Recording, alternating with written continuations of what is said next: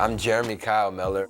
I love music. I loved hip-hop. Hip-hop became who I was and everything about hip-hop. That's when he got into the rap music, the hip-hop, because he saw these guys as strong, as tough, and that's what he wanted to be. We could see the changes in him, but we didn't know. As a rapper, you want to be like the rapper and understand where they're coming from. And so, I mean, they talked about smoking, and I started smoking, and drinking just came along with it.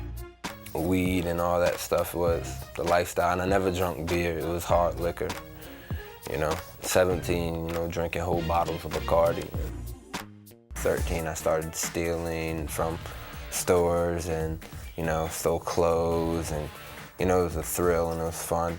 But 14, I remember we stole about $3,000 worth of merchandise from a store, and then it just kept going bad, worse and worse from there.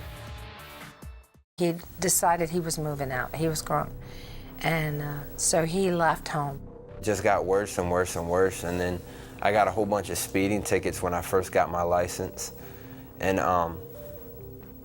so I had to go to court, and they ended up revoking my license. So I had to move back home, which was a really humbling process. And I started to straighten up because I was living with my parents. And if God was real, I wanted to know. And I wanted to know for myself. I go into this prayer meeting, and they just started praying, and you know, this one guy, he looks at me and my friend. And I was immediately led to Jeromy. He came over and he started praying for me and my friend, and literally started telling me things I was doing in my life.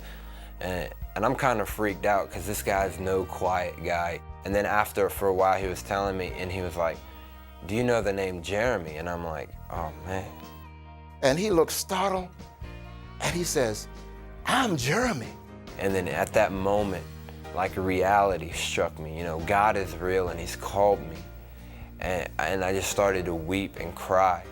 And I began then to just speak with such a confidence and boldness, and telling him that God had a plan for his life, and God was calling him to minister to his generation. I was so hungry for God in that moment, and he really met me. I think the big thing that I saw when I saw him, it was like night and day in him. It was just a love for God that just overwhelmed my life and took away all the other things and the passion for other things.